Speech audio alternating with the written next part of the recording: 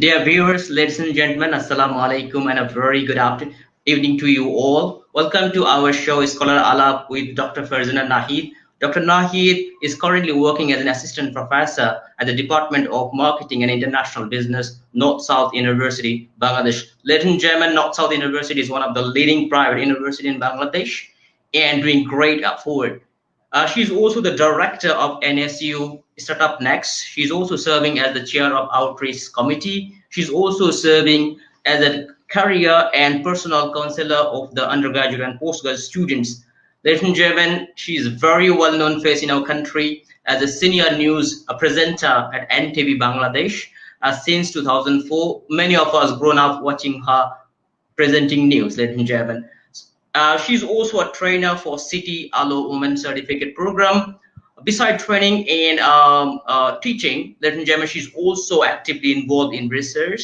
As such, she has published a review book with SSCI Journal, Business History, titled Understanding Family Business. She also published many articles in referred journals. Ladies and gentlemen, she also published a few book chapters with Emerald and Routledge publisher. She has also presented paper across the world with international conferences, including United Kingdom, United States of America, Malaysia, India, and many more. Ladies and gentlemen, she has a lot of other achievements.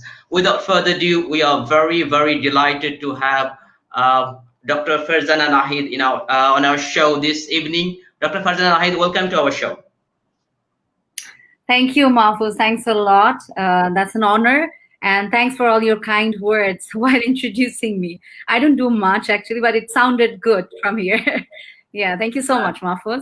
Dr. Nahid, you are one of the cherry-picked academicians, I will say, who is not only teaching, not only also doing research. At the same time, you are doing the job in terms of translating the academia into the business. As such, you are involved in startup business. So we would be like starting with something about that startups. But before going into that extent, I just want to know a bit about your academic journey. How was your undergrad life, and then gone on to the PhD in Malaysia? So how was that journey? If you would like to share a bit with our audience. For that question, and that is actually an interesting one in my life, because when I did my undergrad, and I did it from my alma mater, when I came back and joined as the faculty member.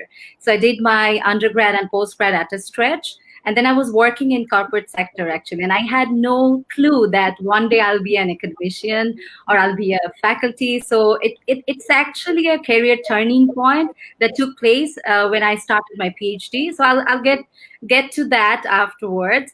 So what happened is I was working in Actel, which is named as Robi right now. It's a telecommunication company, multinational. So I worked there in the Department of Corporate Sales for 3 years. Then I joined as a marketing manager in a hand gloves manufacturing company. It's called Sparkle International. So there I was working there for 5 years. And then for my personal reasons, my husband's business shifting and all, we had to, move from Bangladesh to Malaysia. That is when actually I had to think about more, because I did not, I didn't dream of PhD until then. Frankly speaking, I'm not going to make it up to look really good. No, I did not plan it until then. So when I was thinking that now what? I was working and I did my master's. So many of the people who were actually I knew in Malaysia, they actually advised me to have another master's. But I was thinking, why would I do a second master's? So then when this PhD thing came in my mind, and my husband also pushed me for this. So then I thought, okay, let's try. So I tried the Brightsburg scholarship and I got it. So that was another encouragement. That was one of the indicators that clicked my mind. Okay, so now I can proceed, Then I got into this and this PhD was done, and my PhD journey was actually really struggleful. I'm sure it is the same for all of you, but Yeah. my one is really, because there were many personal reasons also attached to it. So I'll go for it. And then from there, when I came back to Bangladesh, just after finishing my PhD, so I came back and I had no other organization in my mind but my own university. So I just, there was a circulation going on. So I tried there and I got the job, alhamdulillah. And I joined back in 2017, 2018 January. So 1st Jan 2018, I started my career as a faculty. But before that, there was a short thing just from Malaysia. When I finished my PhD, I also got one job in Linkwith University. So just after my PhD, just after the Viva took place, and then there was a calling for interview in Linkwith. So I went there, I had the interview, and I got it. But Right. for several reasons, I had to change my mind, and then I had to tell them no, and I came back and I joined here. And alhamdulillah, the journey has been really great. I never imagined myself as a teacher. I was a person with not lots of patience and all. But throughout the journey of my PhD, I think I became a different person. So that's a big learning for me, and that the PhD gave me. Actually, that's one of the takeaways that we are gonna talk about, right? Yeah. So I think since then, that's my journey as an academician. Right. That was excellent. Dr. Nahid, we also came to know that you are, I mean, we all know that you are freelancing as a senior news presenter at NTV. And at the same time, you are Right. training Yeah. this many women for the women empowerment, I would say, this woman agency, all sort of work, apart from involving in the startups. So, when it comes to academia, I'm sure there are a lot of works that you got to be dealing with every single day. At the same time, you have to be also presenting news and all sort of things. So how do you balance your life? I mean, many of us, the young academicians, we are struggling to balance our life. So if you could share some tips for the young academicians like us, so how we should go forward with that. Thank you. Yeah, I'm actually literally I'm sharing these tips. Also, it's not working perfectly for me. Also, I'm not. I cannot tell you that I'm perfectly balancing my work and personal life. It's not possible, and there is no recipe. By the way, there is no recipe for that. I think it's a bit of time management, and what are your priorities in your life. Like, I have a daughter. She's 12 years old now. Yeah, she's not that that small that I have to take care of her, food and all, time to time. No, I don't have to do that. But yeah, I'm involved in a couple of things, not only teaching, but also I'm the director of the startup. So I have to be connected with the teams through Slack, through WhatsApp, through other connections, other communication tools, on and off, almost all day long, and that takes a lot of time from my life. And besides that, I'm also providing training to women entrepreneurs of City Alo and also to City Rural. So that doesn't take place in almost every week, but that happens only once in 2 weeks on Saturday. So what happens is, what I do, there is no tips actually, but what I should tell you guys, that you should make your life in a way so that you keep some space for yourself to whatever you do. Like when you look at me from there and you were giving me the introduction, I said, you do this, it looks really big. Oh my God, then I shouldn't have any time to breathe, right? But if you just know a little bit of time management, that, I have to have one day off for me. Actually, I don't get that one day, frankly speaking, because today is the Friday here. It's weekend, but I was off for news, and you know that you had to delay your webinar for my news. So I almost work 7 days a week, but I also get some hours from that week and weekends, mixed it up, for my daughter, for my mother, because I stay with my mother, but I do not socialize. So that's one of the things that I have to sacrifice.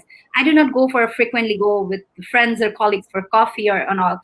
So what I do is any catch up for coffee, and then I just make it very formal and in the office with the colleagues. So I don't spend time much outside. So I should say that, yes, I'm focused more in my career. So my work takes a lot of time from my life, but the little bit time that I get for myself, so I spend it with my daughters. I think that's my breathing room. Yeah. Right. Wonderful, Apu. Apu, when we notice that when it comes to the generation Y or even millennials, I think many of them prefer to have their own business rather than working under someone. Hence, Right. startup is by far, I would say, is by far the most popular or getting popular among the young kids or young generation in Bangladesh. And however, many of them fail, and only I would say handful of them is making their way to be successful. So, if I ask your suggestions when someone start with a new business, what would be the challenges they should be expecting in the world context? Because I believe that business has no national borders for now. So Absolutely. Absolutely. how would you train them for in that aspect? Okay, so first of all, I should say that, and I should admit it, that I'm still learning about this startups. It's also new for me. This is the first cohort that we're dealing with. And I started this journey with the cohorts and with Startups Next just from this January. So this is the first cohort of NSUSN, and I'm the founding director. So we started all together. So I'm still learning a lot. And from the cohorts too, they know a lot of the things, technology and many of the things. I'm still learning every day.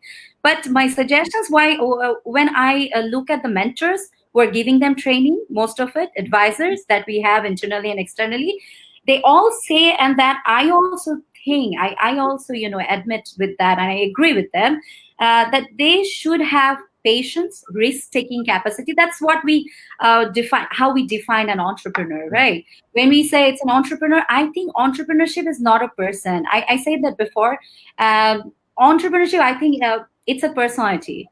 I said that it has to flow in your blood, and it's not, of course, it's not a blood connection, but what I mean is you have to have patience to see uncertainty, to deal with it, adaptability capacity, risk-taking capacity, and you will know that there will be failure on your way. And this is very much, part of your journey. So any businesses that you see from here, like the startups that you see that is very successful, looks good, Pathao, Truck Life, and many of them, Chaldal. So all of them many of them are, our NSU alum, they're alumni from North South. So I know their journey already. They have shared it with the cohorts, and everyone thinks that, okay, from the very first, my friend did this business, so I'll follow there is no recipe. Come on. Maybe Right. your friend did something, there was something which we call USP, right? Unique selling point. So he had something, a strategy himself, he followed, and he could do it. Maybe your time is different. Maybe you're not taking it that way. And it varies from time to time, person to person. The investors you're dealing, they're also different, right? So there is no recipe, first of all, but there has to be a lot of patience.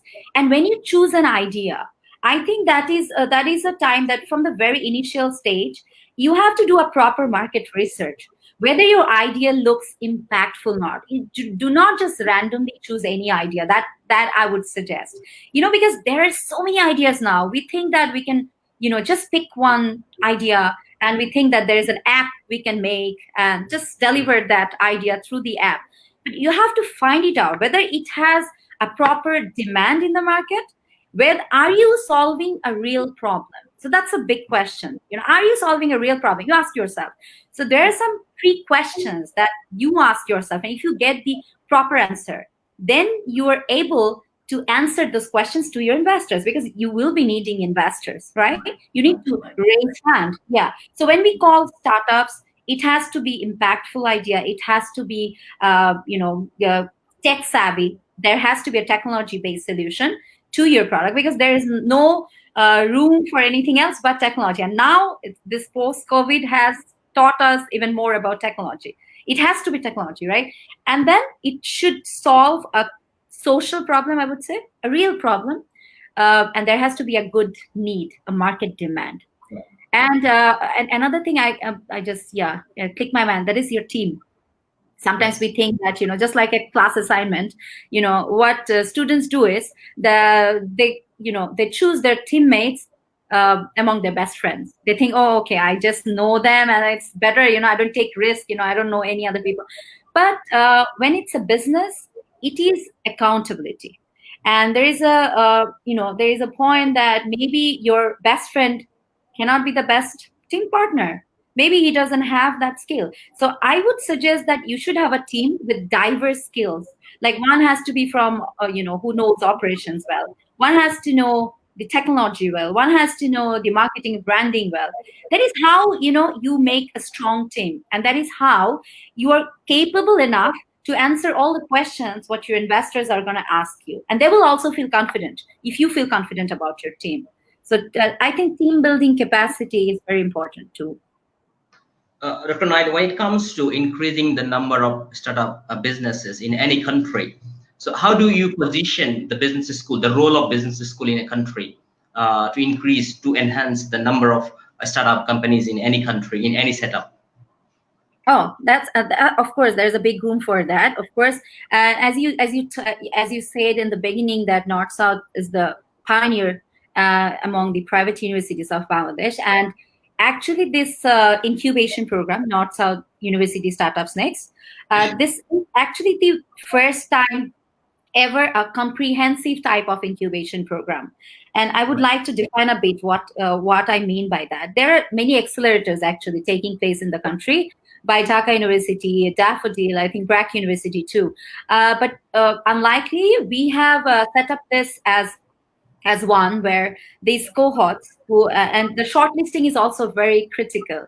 We actually look for quality, not quantity. It's not like how many teams are coming and just let's take it all. No, you won't believe we had 400 applications, 400 teams applied, and we started during the lockdown, the most critical time ever. So North South, this is the first time that North South started a program during a lockdown, such crisis. So North South Authority was actually in dilemma whether they will allow me to start this or not.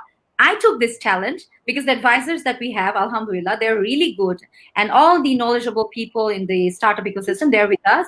So they actually gave us the courage to look, this is the high time that startups will come up, because people are losing jobs, and there is no capacity for the companies to even give them internship. People are getting laid off. So I think this is a high time for more startups. And what the business schools of universities can do, they can set up this incubation program through which what we are doing, we are giving them an initial funding facilities. We are giving them advice, mentorship, training, regular training. And this training is not only to build up their business, but also about their communication skills, their soft skills, whatever they need. Even we tell them how to use social network, the social platform that we use, the digital platform that we use. I think these young people, they have to be very careful about it, because we sometimes assume, and I have repeatedly told my students about this, that please do not assume your Facebook wall as your bedroom wall. Even we don't talk about anything on our wall, right? We don't write it. You have to understand that when you now, and it's a virtual time, that even investors also get to know you. You pitch virtually, so when they look upon you through your LinkedIn profile or Facebook or even other networking platform, whatever you have written, this actually reflects your company. So they have to be very careful about what they're sharing, what they're talking about, the language, the way of talking. So I think this is a tip that I would like to share. I think they have to be very careful about it. Right, excellent, Dr. Nahid. I was also a follow-up question for that. Would be I would say, if you look at Bangladesh, just taking a case as Bangladesh, we have a huge unemployment. For whatever reason, we have huge unemployment, and there is a gap. We can see most of them are having undergraduate and masters, but they're not getting job, not being able to also start a business as well. So do you think there is a gap between the education that you are providing basically not sufficiently equip them with the knowledge or the idea to go on with the business, and where should we bring what should be on there to merge the gap or to remove the thin line between the real world and academia? Obviously, there is a gap. First of all, while teaching the students, see what are the textbooks we follow. countries like ours, we follow the textbooks based on the theories based on UK or USA, which has nothing to do with our context. Come on. And we are preparing them to have a job in our country. So you tell me how they will reflect this, they will apply the knowledge, in application, how? So I think we need more hands-on training and more of like relatable, like what I have to do in my class. And I started this from the very beginning of my academic career as the faculty. And many of the teachers actually followed that strategy. What I do is, yes, whenever I teach them a concept or theory, I give the examples based on local products or local brands, not what Starbucks has done, or not Gloria Jeans. Rather, I talk about North End. Rather, I talk about some local brands, so that they know what's happening here, how they have to deal. Because the profit, the loss, it will take place depends on the consumer demand in Bangladesh. So you cannot connect them with those concepts. So there's a lot of like hard work that we have to do. I don't know how many faculties can do this, because it's a struggle. Of course, you have to relate everything, you have to translate that. But the books are actually full of case studies based on the developed world. And so what we are doing is in NSC Startups, we are about to come up with the certification course on startups, business, tech ventures and all. And then we are coming up with the book also. So that's another good news on handbook of startups business. So we'll be having the case studies based on Bangladeshi startups. So people will know, the young entrepreneurs, the aspiring entrepreneurs will know, what is happening in Bangladesh, how they have developed the business, what struggles they have, gone through, and how they came up with the solution, whom they actually, dealt with, how they dealt with, what they have done to, come up with the, from that struggle. So coming back to your, question, actually, what I wanted to say is I just forgot that line.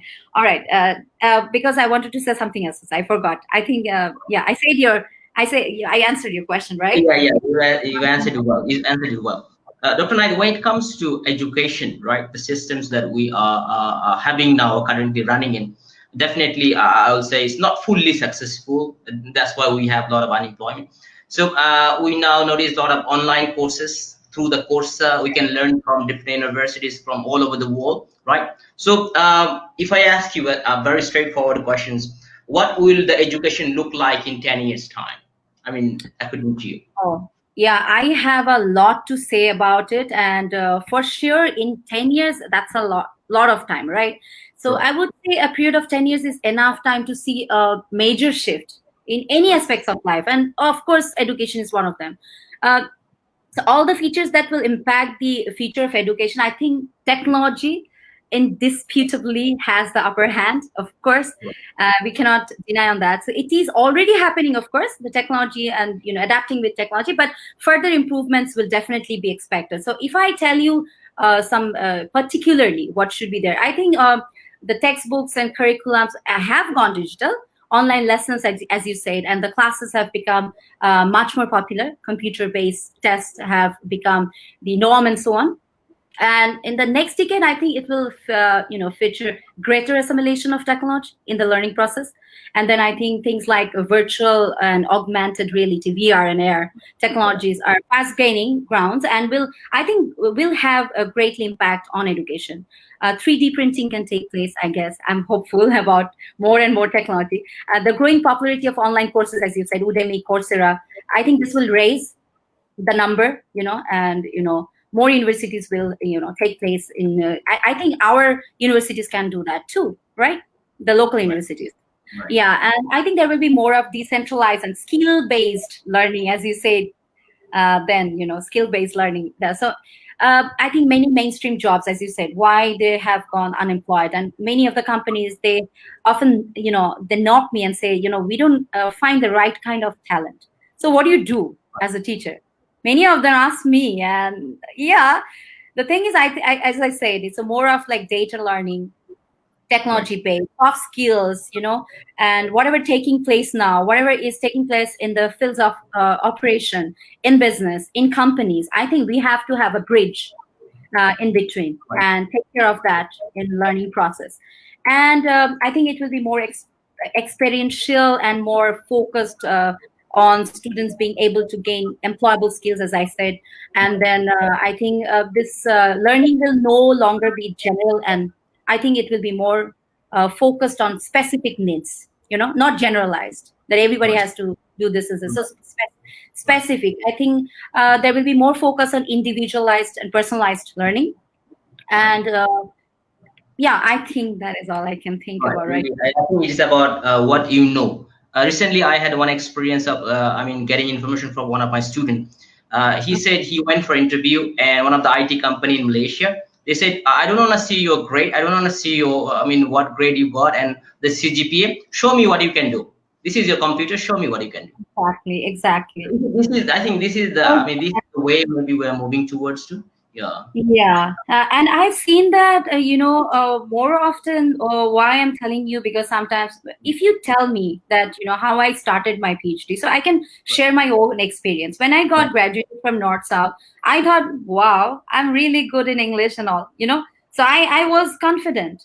But when I met my supervisor, and I have to, mention their names, they're like a blessing in my life, absolute blessing and assets in my life. So Dr. Terence Gomez and Professor Dr. 𝐒𝐜𝐴𝐿, both of them. I've learned a lot from them. And these people and personality, amazing two people, they actually pushed me to, finish my PhD. They gave me that urge to have an academic learning, not just learning. There is a learning and academic learning. There is like the words that we use like now in conversation, but how I put that in writing. So like writing skill is very important these days. Sometimes I speak really good. When it comes about, make that in terms of word making, or, the language that you're using, the words that the phrases that you use, we often don't know what to do. So I think there is no room for, settle down anywhere. So anyone who's actually doing good in business, he has to opt for more learning. And every day, I say that every day in my class, I think they're fed up on me, hearing the same line. Oh, yes. But I keep on saying that, please do not settle down for whatever you're doing. You have to keep on improving yourself, because this is not a time anymore that you look after only Bangladesh, only local market. You have to think, you have to have an envision to serve outside the country. So if you start thinking about it right now, definitely you can go far away.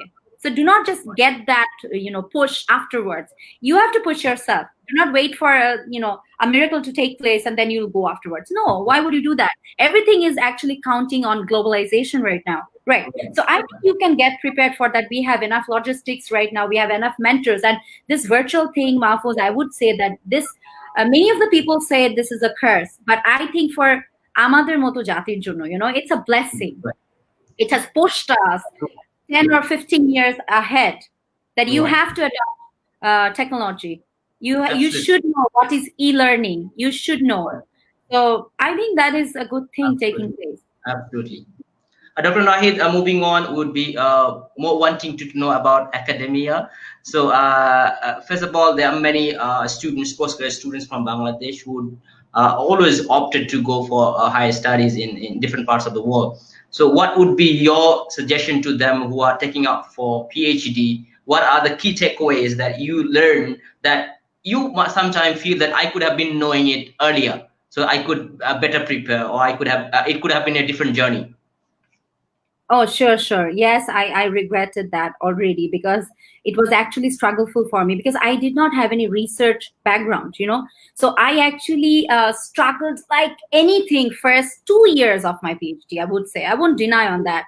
I did not know what to write, Mahfuz. I did not know, because I did not have that academic skill in me. I was doing job and I was a business student, right? So I did not know how to put that in academic area. So I kept on having rejections in the journals. And that also gave me that, that frustration as well as learning all together, parallelly. I had that. So I think if anyone wants to, avail PhD, I think you have to ask yourself whether you're ready for this or not. If you want PhD, why do you want the PhD? It's just like that. You have a dream to have it.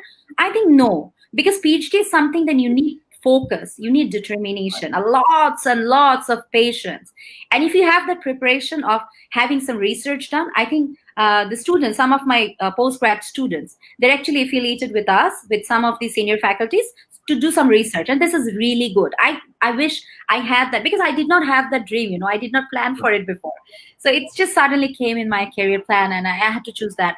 So I would suggest that you should have that research affiliation, whatever, if it's with your friends, with your colleagues, with your faculty, you should start learning, how to write papers, review papers, or whatever it is, what the journal asks for, how they want a paper, an article, book review, whatever it is. So I would suggest that you have to have that, preparation, that readiness for you to start, because once you start the PhD, this is how like a big journey, a huge journey, I would say. I'm not discouraging anyone, of course not, because this PhD actually made me, this Farzana Nahid is absolutely different Farzana Nahid that I used to be before. And this is definitely a result of my PhD degree that I learned. And from the supervisors, I have to again come back to my supervisors, that they have taught me, that do not be overconfident.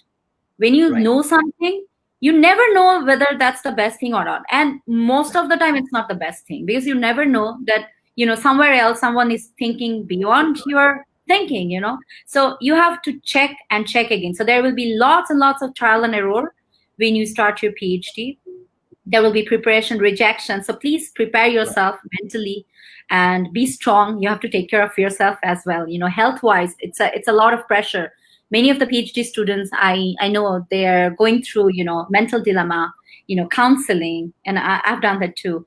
So, and I also do student counseling, by the way, in North-South Mahfuz. I don't get paid for that, but I just do it. Yeah, I just do it because when I was a student of North-South University, I needed that badly, but I didn't have it. So I do it myself. Since the day I started my, career as a faculty, I give counseling to my students. And trust me, boys come more than girls, more of boys. Because you know why? Because they don't have much people to share their things. They think that we are boys, we are men. So there's this men ego go on, and they cannot share their things with anyone, with their girlfriends or with their wife or colleagues. So there has to be someone who should just to listen to them. There has to be a listener. So I would say there will be frustration in your PhD journey, but that's not end of it. You have to keep going. So do not quit. I think quitting won't be bringing any result. PhD is something that end of it, you will never regret. End of it, once you finish, you will never regret. That will give you another level of identity in your life. Dr. Knight, you investigated in your PhD about understanding family business in Bangladesh, right? So what is your, basic findings, if you could share with us? Some of us, we may not have a chance to investigate in that big a way, right, in Bangladesh. So what is the current status quo outside about a family business in Bangladesh, how they are doing? Okay, that's a really good question, and that's another opportunity for me to represent my country and my family businesses. There's a lot of learning from them, I would say. Just as you asked me then that why startups these days are failing. And just look at these family businesses. Anwar Group, they started in 1834. This is the 5th generation going on. Can you imagine? 𝐒𝐿𝐴𝐺 and Pran-RFL. Pran-RFL is recently, started after the Liberation War. But other than that, 𝐒𝐴𝐺𝐚𝐫, 𝐒𝐿𝐴𝐺 and Anwar Group, and then Square, 𝐒𝐿𝐴𝐺 and Rahim Afroz. So these were the 7 large groups where my research, I have done research on them. So actually my focus was to find out how they became successful and how they grew and sustained themselves over multiple generations and in terms of financial growth. Whereas Bangladesh has gone through 2 times of partition, lots of economic and political violences and chaos. So what were the strategies they have adopted? So very interesting findings where, of course, they could struggle. They have done a lot of hard work, of course. And what they have done is they could have, take it lightly for their successors, their heirs, right? Okay, whatever struggle, usually what we do, We do the struggle and we want our kids to, okay, you go slowly, it's fine, you know, I've done what I've done, but you go slowly. But that's not the way. If it's a family business, if you want your next generation to take it on, if you want to pass that to them, you have to make them prepared, and you have to make them prepared literally. That's what I want to say. Literally means, you know, what they have done. They have actually gave them absolute hands-on training, how to deal with customers, how to deal with the truck, lorry drivers, you know, how to take, you know, products from one place to another, just like any other employees. So that's what we call an apprenticeship. So this apprenticeship actually took place in these family businesses. And there's a lot of learning, that adaptability. This, what we say is, entrepreneurs have to know that how to, you know, identify opportunities, right? So that means you have to take into account the limitations that you have, the limited, you know, resources that you have. Of course, wherever I have gone for conferences, Mahfuz, in UK, US, and all, I had to tell them that, you know, Bangladeshi entrepreneurs are the bigger entrepreneurs and real entrepreneurs compared to your entrepreneurs. They were not happy to listen to me, but that's the real fact. You know why? They had done this. They have done this with very limited resources. Even there was no state resources from them. You just think about it. When they started with a very small crafts business, you know, absolutely small. From there, you know, days after days, they had to build it. And now they're the biggest conglomerates of the country, serving us with lots and lots of good brands, not only locally, but also globally. They're representing Bangladesh. So there's a lot of learning from them, you know, how they have done it. Right. Wonderful. Dr. Farzana, you also conducted a qualitative research. So we'll be a bit focusing on a bit more about academic discussion. So when you started writing about all sort of qualitative research, right, I would say that are tremendously tough. I don't know, I find it's very difficult to play with the words, play with the sentences, you know, how you convince others by not by the number, by the what do you call understanding, or by the thought. So how basically when it comes to qualitative, how you think about all sort of things, how do you organize your ideas in a very academic way that the publishers, that the top journals will be willing to accept it? A bit of idea if you have some basic. Yeah. Okay. First of all, qualitative research is struggleful. It's frustrating. Right. I'm so sorry. I'm giving you all the bad words for it. Because as you said, I have to convince. And you never know which makes you convinced is not actually convincing the other part of the person. You know, the other person, they will find it something, you know, it's not relevant, not satisfying enough, you know, maybe this clarification is not good enough for them.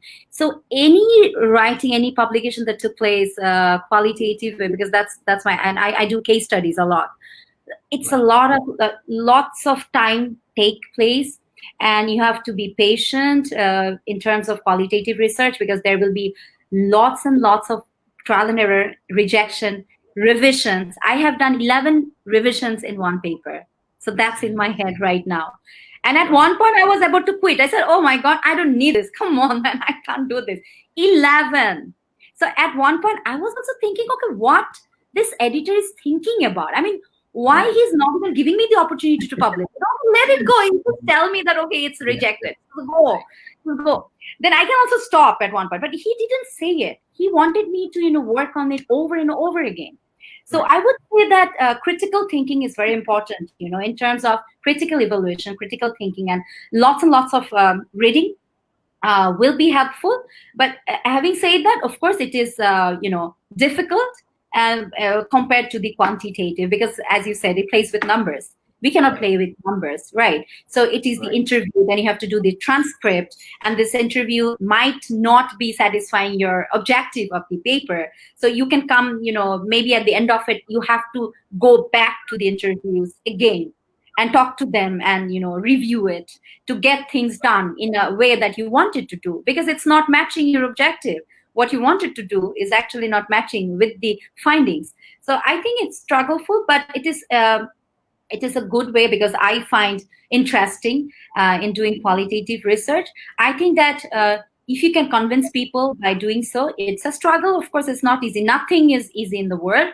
So yes, qualitative research is, I would say that it takes time, but it is a good way of keeping your learning spirit alive, learning spirit and writing spirit. So you go on and you read more of qualitative papers, the case studies that are taken place in ABCD ranking, the ISI journals. I think reading more will help you a lot to see the format of how they have done it before, what has been taking place, and also the context also important, because we struggle with, when we do research on countries like Bangladesh. Oh my God, Mahfuz, people are not, sometimes I feel frustrated because I think that some people don't even want to look at what is happening in Bangladesh. Like, when they look at Bangladesh, they always want to look at Bangladesh as unemployment, poverty, and aid and all. So when you are actually working on some positive aspects of Bangladesh, you would represent that. It is really difficult to convince people that actually this is taking place in my country. So I think more and more people should write about Bangladesh and the good things happening in our country. Please do that. I would suggest, many of you are Bangladeshi and you're doing research there. So I would request all of you to please focus on Bangladeshi positive things, so people should know more of it. And they should not ask me that Bangladesh, is it a part of India? Oh my God, that was really, an insult for me when I went to, BAM conference and they asked me this. I said, what? No way. We got liberated. We were born in 1971. What are you talking about? So yeah. Dr. Farzana, universities across the world are getting challenged by the globalization, because most of the schools we have to produce a global citizen, not only about limited to that they will be working only our country, right? Or only working in a single country. So we are producing graduates for the world who can work everywhere, right? So definitely it does matter. So do you think internationalization, the networking among different universities will come handy when it comes to producing international graduates? Obviously, absolutely, hands on. Yes, absolutely. So definitely it should take place, and it is taking place. Actually, it is taking place, like the online courses, the conferences, where we go and meet other countries' people. This networking actually giving you the space to learn more, to prepare yourself for a bigger world, not only for, like, when I go there, and in the 4 conferences, I think my university actually funded me for only 2. So I funded myself and I went there. I didn't bother, like, okay, I cannot wait for that. It's my career. So I have to, do something for myself, my career too. So I went there, and this is an opportunity, for you to understand where you are standing. Trust me on that. When you see what's happening, how other country people are reacting it, communicating, what they're doing, you actually know where you stand and how you have to proceed further. So that gives you an opportunity. And the networking, as I said, that's of course a strength for you to grow fast. Because if you have someone, and if you know someone, and if you have that, that whatever friendship you have in academic world, and whatever, it can be your colleague, it can be your faculty, it can be a person that you just met in the conference. I think you should take their, detail, connect with them. Not worry about whether they will, reply your email or not. Sometimes they're like big professors, and this is my nature. I would say I'm very rigid. I'm very, I would say rigid. I would say I'm very adamant about this. And when someone does not reply me, I keep on doing this emails. I keep on sending it so that he understands my urge. He understands that I'm still waiting for a response. And every time I never got, actually upset about it, because end of the day, after like 4 or 5 emails, I did get reply. So that is what I want to say. Sometimes, even in the cohorts that we're dealing with, they get afraid. They think that, oh my God, there's a professor from Cambridge, the professor from Oxford. Come on, end of the day, they're human beings. You have to try yourself. Maybe it's your scope, that the research that they're doing is actually matching with your scope. Why don't you knock them? What they will say? Maybe no. So what will happen? You're not going to lose anything. But if they say yes, if they give you an opportunity to work with them, that becomes a great thing for your career, for your so for your academic life too. Yes. True. Dr. Farzana will be taking some questions. because we're already 44 minutes. Let's take one question from here. If you can see on the screen, the question. Any entrepreneur who has business idea but he is lacking the finance, what he will finance, okay, as extremely suppose financial intermediary are supporting, or no one else. Okay, I didn't understand that. Which strategy he have to apply to finance this idea? Okay, I got it. It's about the financing the idea. Yeah, I got it. So fundraising, as I said before, when it's a startup, it's an idea. Of course, you have to look for investors, right? So first of all, how we find these investors, you need to know from your network, and you have to actually set up some preparation have to be there with yourself, with your company, that what you're doing, do you actually know about it? So clarification within your team members that what you're doing. Are you prepared to, meet an investor? So I would say, please prepare yourself before you find an investor, because this investor is definitely going to invest in you, in your brands, if only and only if he thinks that it is wise to invest. So remember that when you pitch to an investor, that is the first step, right? To meet him, take an appointment, ask for an appointment virtually or in person or both, whatever it is, or maybe a phone conversation takes place first, then you take an appointment. So what you do is, when you meet an investor virtually or in person, you do pitch. And while pitching, please set up your pitching, presentation, your slides in a way so that it looks clear about the idea that you're working with, why this idea, how do you know you can solve this problem better than others, what is your USP, why you think that people will buy your product. These are the questions, investors wants to know. How do you know that there is a demand in the market? How do you know there will be a demand in the market for your product? Maybe not right now, but you can envision that, within next couple of years and within next year, this product will take place in the market and people will need it anyway. You have to convince them. So first ask yourself and get that ready with yourself. If you want an investment from outsider, then you have to get these things clear, the answer. And this might be a struggle for you. Maybe some investors will reject you, but please ask them for the feedback. Ask them that, what should I do? What do you think was the problem with my idea? Was it an idea? Was it my team? Was it my capacity? Why you think that it's not going to work? Please take that feedback. The feedback will definitely help you to improve yourself and move forward for the next investor. So that is what I can say.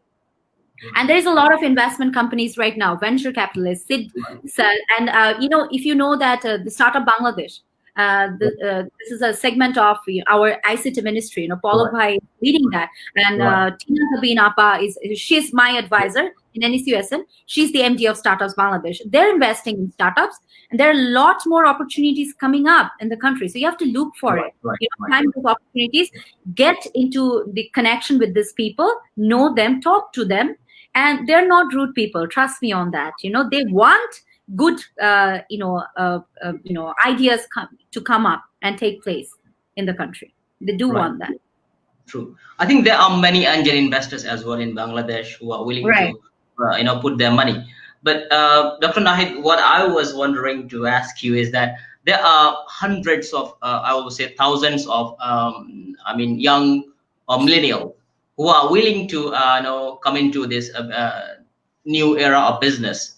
Or they have a beautiful story, they have a wonderful story, but they don't have the ability to pitch the idea. They don't have that communication skill. I'm not talking about the cherry picks one from Dhaka or from the top schools, definitely not. But what I'm saying, like when it comes to the rural areas who are studying in the remote areas, all sort of university colleges, right? So they are not somehow blessed with the system. They're not somehow blessed with that environment. So they always lack in skills, the communication skills, whether it is in Bengali or it is in English. They do have a beautiful idea, but sometimes they do not know how to pitch the idea to convince others. So what would be your suggestions to them? Because this is a globalized world. I think we can learn from YouTube. We can learn from all sort of things, right? So what would be your guidelines for them? this there are many are listening today. Mahfuz actually gave a kind of an answer to it, that YouTube, Facebook, we all actually use that. I think even in the rural and suburban areas, students actually have that access of internet nowadays, right? But having said that, of course, and of course, is a big yes to that, that we need inclusiveness in education sector. Right. We need inclusiveness in terms of applying technology, in terms of giving education of technology for those people, because yes, our students are actually getting, hands-on experience and learning opportunities. We are around them, we are absolutely around them. So it's not, they're not even struggling to get us, True. we are there. But of course, what you said is really important, and I think more programs are coming up. Like I told you about the City Rural program. What we're doing is the City Rural program taking place in different districts. So me and some other, as professors of North-South University, this is a program by Citibank, of course. So Citibank and North-South have jointly organized this program, this short certification course of entrepreneurship. So what we're doing is we are virtually giving them training on entrepreneurship, how to do business, what are the legal aspects, how they need to pitch, what language they should use, how to deal with these investors, how to present themselves, even about the nitty-gritty of attire, gesture, language, the soft skills that I say, they need to know it. Because as you said, believe me, Mahfuz, there are a lot more opportunities of being entrepreneurs and a lot more good, ideas from the rural side. Right. Because you know why? I'm telling you why. I have found out a reason. I just hope my City women, and they won't be upset about me having said so, because I have seen that, when this business is your need, your passion, and it's whether it's your need to make this dream come true, or maybe it's your survival need, it becomes your dedication to get it done. So you have to have that strong need, and these rural people, they have it, so they get it anyhow. Whereas in the urban side, they just do business when sometimes I have seen they don't have anything to do. Okay, just time pass. All right, let's do something, invest something. I have some time, so that's true. No, business is not for them. Frankly speaking, no, you're not an entrepreneur. You just want to make money. You're just passing your time. This is not entrepreneurship at all.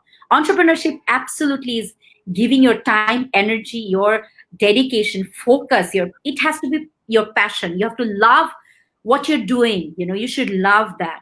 So I think this really, we need further improvement, and of course realization, I would say, and also more programs focused on those areas. Definitely it is a big need for us now. I think I'm hopeful, because ICT Ministry is taking care of it. One after another, they're spreading these programs into rural sites. Now the internet capacity is being built, and extending. I think it's taking care of it. They are taking care of it. Right, excellent.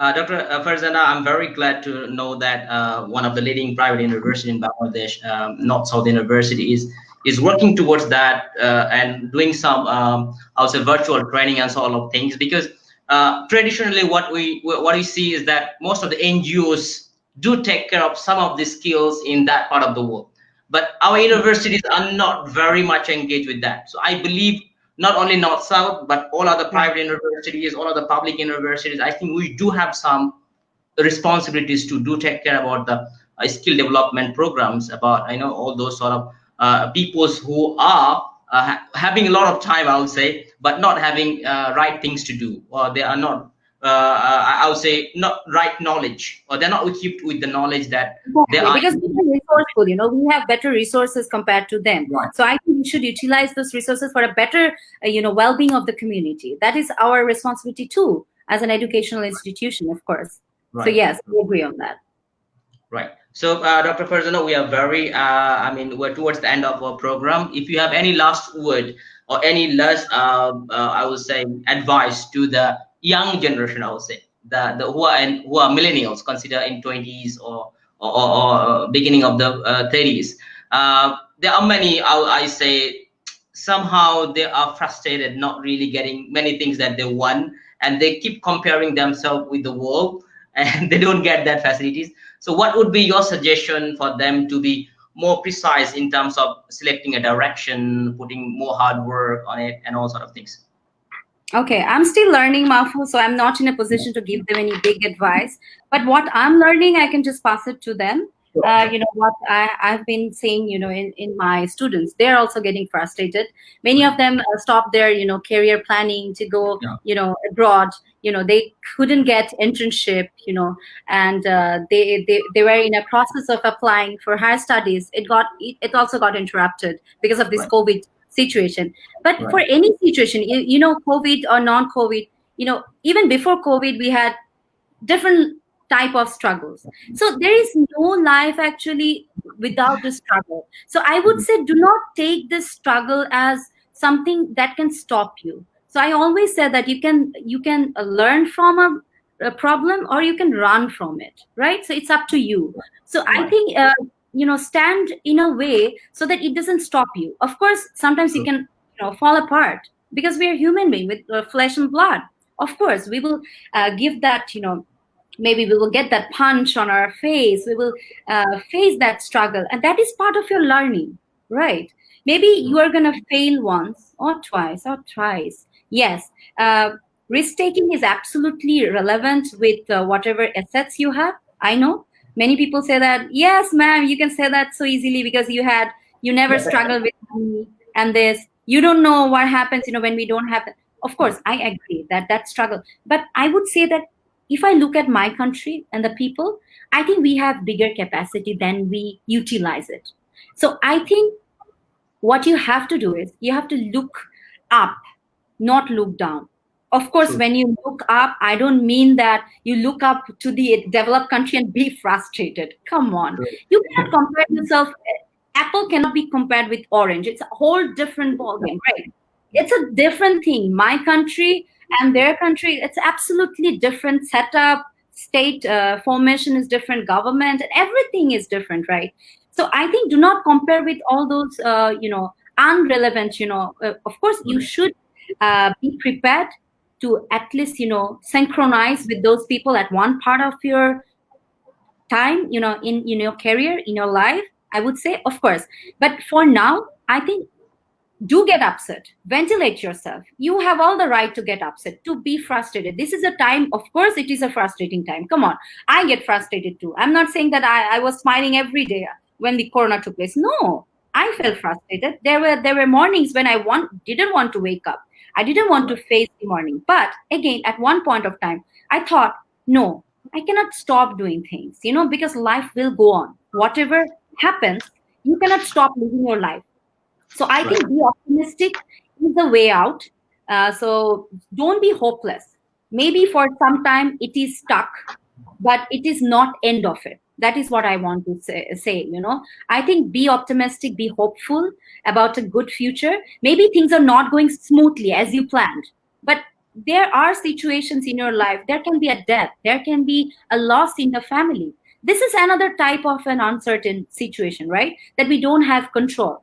So when you don't have control on something, I think do something where you have control. Like, when my husband was going through this cancer and then, other diseases, I knew that I did not have control over it. So what I did is I actually looked upon the positive signs, the positive things that I have. And you will definitely, if you search for it, you will find something positive in your life. So I think hold on to those positive things and ignore those negative things so that it doesn't capture your mind and stop you from doing things that you can do. Right. I think that would be. Excellent, Dr. Naheed. What I also believe that facing the challenges, it is not what challenges you are facing with matter. It is rather matter how you respond to it. Exactly. What is your mental setup to respond to it. আমি বাংলা একটু বলতে যাই যাদের আমাদের তরুণরা শুনছেন, আসলে সমস্যাহীন পৃথিবী হয় না, হ্যাঁ, আর ত্রুটিহীন মানুষও হয় না। সুতরাং আমাদের সবার সমস্যা থাকবে, ত্রুটি থাকবে, সেখান থেকেই জীবনটাকে উপলব্ধি করে এগিয়ে যেতে হবে, চ্যালেঞ্জ করতে হবে নিজেকে, দেন আমার মনে হয় হয়তো আমরা এগিয়ে যেতে পারবো। With that note, ladies and gentlemen, we thank our beloved Dr. Farzana for the time. I know this is a weekend and Friday nights, and you had a news this evening, and then you join us. So I'm sure this was a tough time for you, and thank you so much for joining and sharing your thought. I'm sure that would be come handy for many of them, and surely that will be in good use for many of us. With that note, I also thank ladies and gentlemen who are watching today and will be watching a recorded one. I see you again on next Friday. Till then, stay safe, stay blessed. Thank you very much. Assalamu alaikum warahmatullahi ta'ala wabarakatuh. Thank you very much, Dr. Farzana. Bye bye, Mahfuz. Thank you.